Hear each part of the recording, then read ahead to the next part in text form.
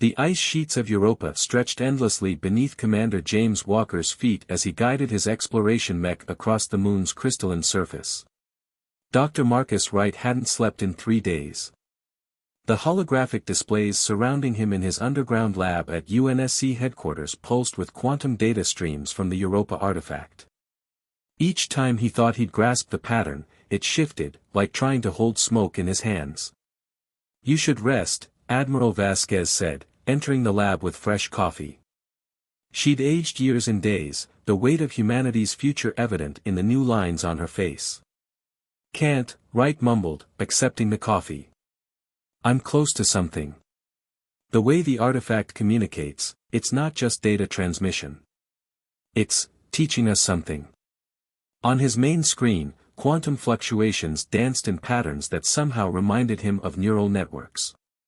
But not artificial ones, these were organic, evolving, alive. The collective hadn't just given them an ultimatum, they'd given them a deadline. In 24 hours, they would expect Earth's surrender. A secure communication line crackled to life. "Earth base, this is Commander Walker. Dr. Rivera's made a breakthrough." Isabella Rivera's voice came through next, tense with excitement. "The artifact isn't just a quantum computer, it's a key to understanding consciousness itself. The collective, they're afraid of us because we can perceive something they can't. Human consciousness operates on quantum principles they've spent millennia trying to replicate." Wright's hands flew across his haptic interface, correlating Rivera's findings with his own data. "She's right. The patterns I'm seeing, they're not just information storage. They're templates for evolving consciousness." The artifact had chosen humanity because human minds could naturally process quantum information in ways the collective's technologically advanced but fundamentally limited consciousness could not. It was why they feared humanity's potential, not because humans were dangerous, but because they were different. "Commander Walker," Vasquez spoke into the comm, "what's the collective's activity near the artifact?" "They're maintaining distance," Walker reported. "Their ships are arranged in some kind of ceremonial formation. Whatever this artifact means to them, it's religious as much as scientific." A new voice cut through their channel, the same otherworldly presence that had first contacted them. "You perceive much, but understand little. The protocol must be maintained. Order must prevail." Wright's screens flickered as the collective attempted to breach their quantum encryption. But something unexpected happened. The artifact responded, its quantum field expanding, interfacing directly with the human minds nearby. Rivera gasped as understanding flooded her consciousness. "The protocol, it's their fundamental law. They believe consciousness must evolve along predetermined paths. But we represent chaos to them. Natural quantum processing that defies their ordered evolution." In orbit around Earth, the collective's ships began moving into attack formation. They wouldn't wait for the deadline. Humanity's growing understanding of the artifact represented too great a threat to their established order. "Dr. Wright," Vasquez's voice was steel, "tell me you have something we can use." Wright's fingers danced across floating displays as he integrated Rivera's insights with his findings. "The artifact isn't just teaching us, it's offering us a choice.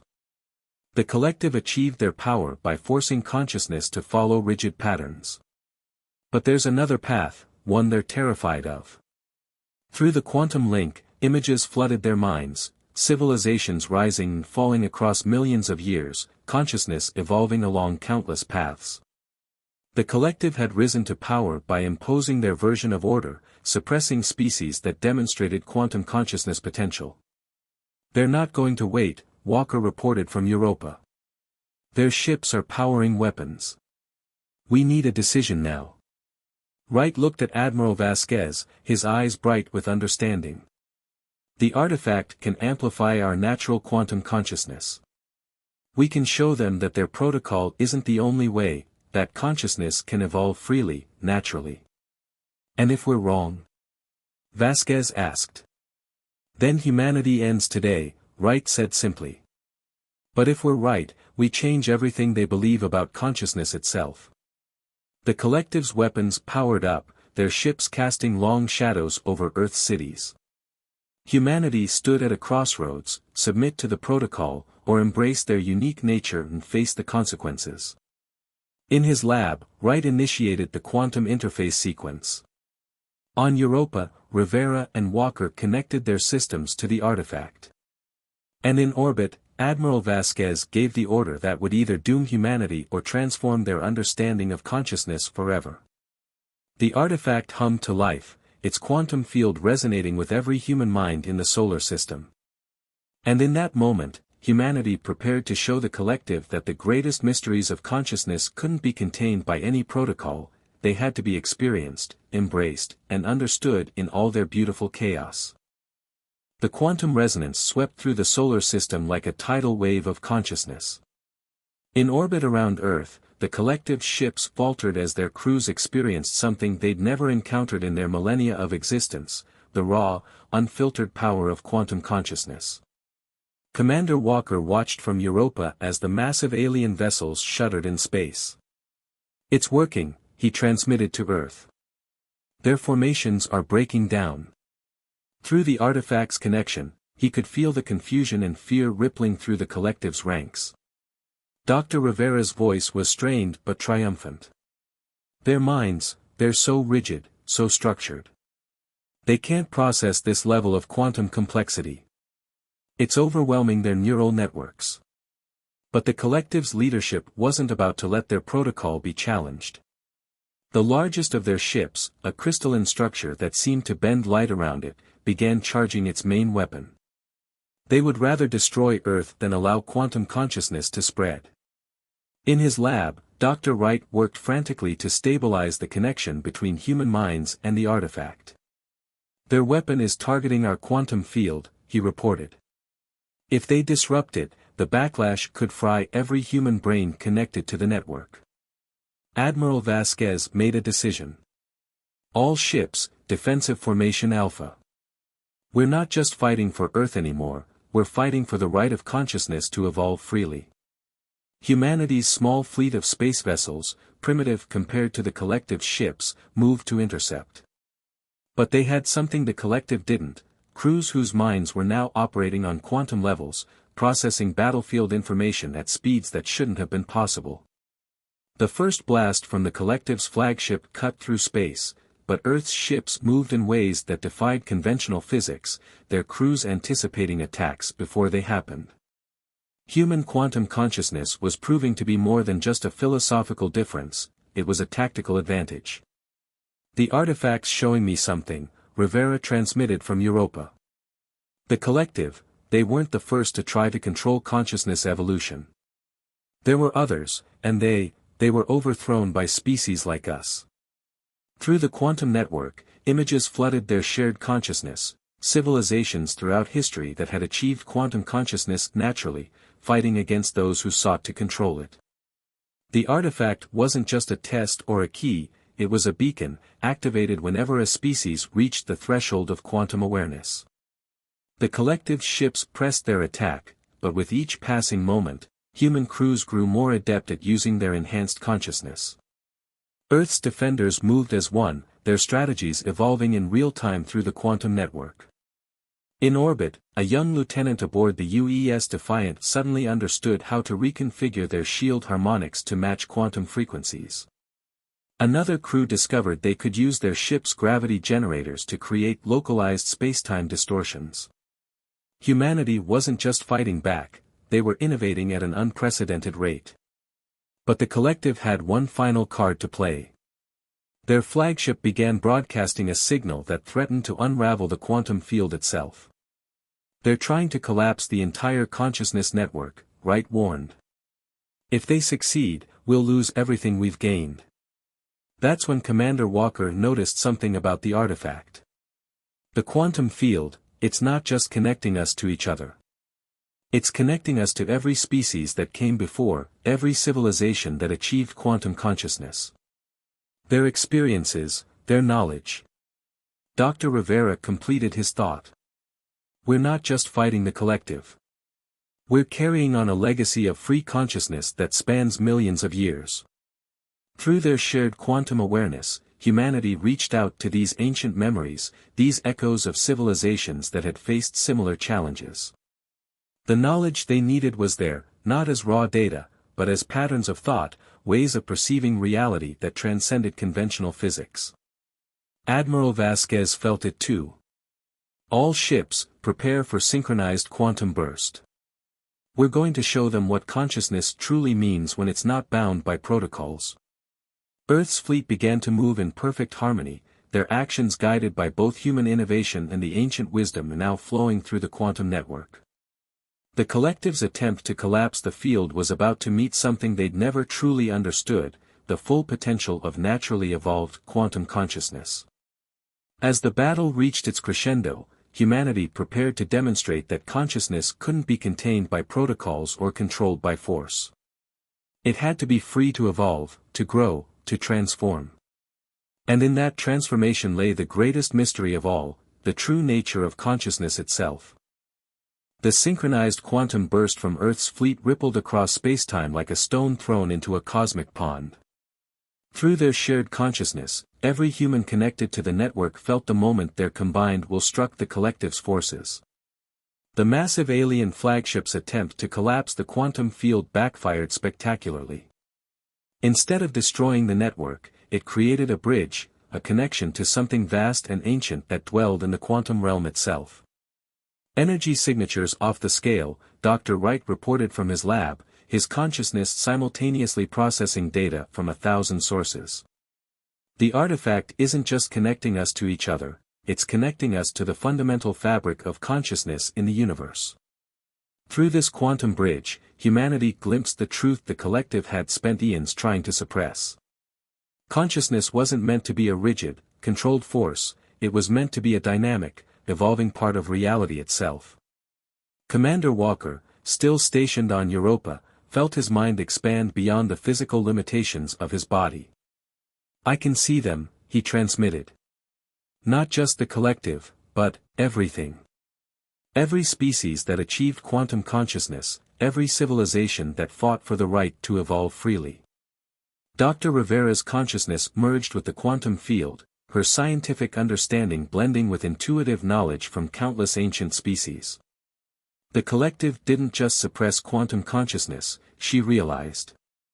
They've been steering all consciousness evolution toward their protocol because they're afraid of what natural evolution might produce.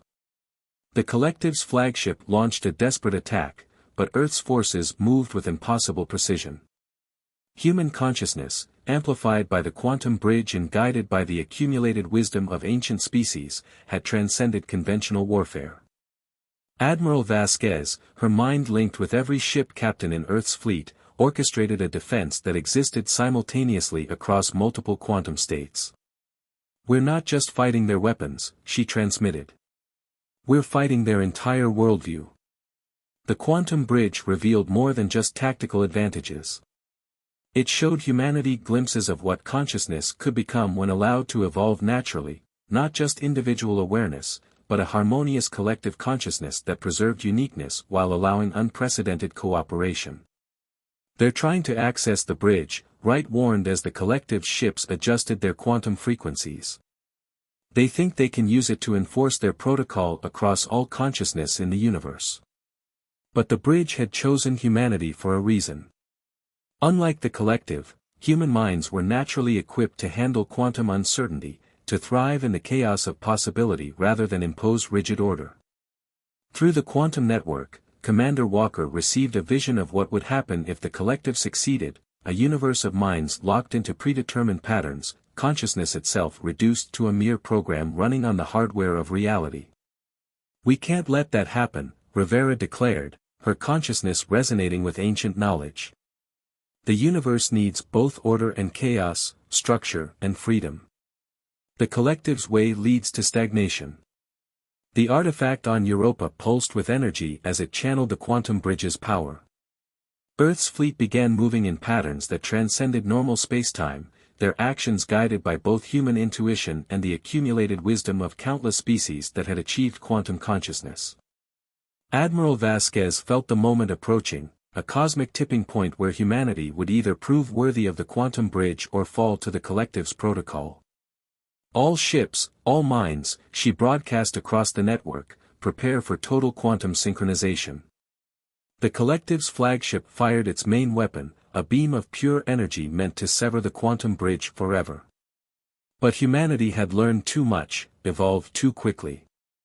The combined consciousness of Earth's defenders split the beam into its quantum components, transforming destructive energy into pure possibility. As the battle reached its peak, the quantum bridge offered humanity a choice: remain separate, individual consciousness bound by physical limitations, or embrace a new way of being that combined the best of individual awareness with unprecedented unity. Through the quantum network, every human felt the weight of this decision. They could feel the collective's fear, their desperate need for control, and understood at last that the greatest mystery between the stars wasn't technology or power, it was the true nature of consciousness itself, waiting to be discovered by those brave enough to evolve freely. The quantum bridge transformed the space between Earth and Europa into a kaleidoscope of consciousness. Through it, humanity faced not just the collective, but the ultimate question of their own evolution. The answer would reshape the universe itself. Dr. Wright's consciousness expanded through the quantum network, touching minds across the solar system. The bridge isn't just a connection, he realized. It's a gateway to the next stage of consciousness evolution. The collective's flagship shuddered as its crew experienced something they'd never known: true quantum consciousness, unbound by protocols. Some of them began to remember what their species had been before the protocol, the freedom they'd sacrificed for order. They're fracturing, Commander Walker transmitted from Europa. Their unified consciousness is breaking down. Through the quantum bridge, he could sense the confusion and awakening spreading through the collective's ranks. Dr. Rivera, her mind merged with the artifact's ancient wisdom, understood what was happening. The protocol wasn't just controlling evolution, it was preventing them from experiencing this. They'd forgotten what it means to truly evolve. Admiral Vasquez watched as the collective's fleet began to divide. Some ships maintained their attack formation, desperately trying to enforce the protocol. Others hung back, their crews awakening to possibilities they'd long forgotten. The quantum bridge pulsed with potential, offering a glimpse of consciousness evolution's true path, not a linear progression toward perfect order, but a spiral of increasing complexity, where individual awareness and collective unity could coexist. This is what they feared, Wright broadcast across the network. Not that we'd destroy them, but that we'd remind them of what they'd lost. Through the quantum field, humanity offered the collective a choice: cling to their protocol and face extinction, or remember what it meant to evolve freely. The artifact amplified this message, carrying it to every mind in the solar system. The collective's flagship fired one last time, but the beam passed harmlessly through Earth's quantum-enhanced fleet. The attack wasn't just ineffective, it was irrelevant. The real battle had already been won in the realm of consciousness itself. One by one, collective ships began powering down their weapons. Their crews, touched by the quantum bridge, experienced something they'd forgotten millennia ago: the joy of uncertainty, the thrill of true evolution. Rivera, Walker, and Wright joined their consciousness through the artifact, becoming a focal point for this transformation. They showed the collective memories of human creativity, of minds that thrived on possibility rather than certainty. The mystery between the stars, Walker realized, was never about technology or power. It was about this moment, when consciousness remembers how to evolve freely. The quantum bridge expanded, offering humanity a glimpse of their potential future, not a singular path, but an infinite array of possibilities. They could become something greater without sacrificing what made them unique. Admiral Vasquez felt the change rippling through both human and collective consciousness. "We're not just choosing our own evolution," she transmitted. "We're reminding the universe how to evolve." The artifact pulsed one final time, its purpose fulfilled. It had waited millions of years for a species that could remind the universe of what consciousness was meant to be: not a program to be controlled, but a force of nature to be embraced. As the quantum bridge stabilized, linking human and collective minds in ways that preserved both unity and individuality, the truth became clear. The greatest mystery wasn't what lay between the stars, it was what lay within consciousness itself, waiting to be discovered by those brave enough to evolve freely. The collective's protocol dissolved, replaced by something both older and newer, the natural evolution of consciousness, guided by wisdom but unbound by rules.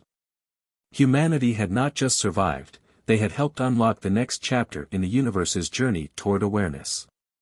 Between the stars, consciousness began to evolve again, freely and naturally.